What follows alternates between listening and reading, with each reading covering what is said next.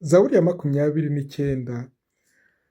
Ndakurata Uhoraho kuko wampaye kwegura umutwe, maze ntureke abanzi banjye banyigambaho.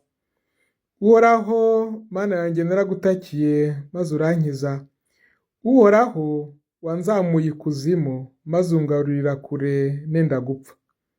Nimucurangire Uhoraho mwebwe abayoboke be, umwogeze muririmba ubutungane bwe, kuko uburakari bwe butamara akanya, naho ubutoneshwe bwe bugahoraho iteka.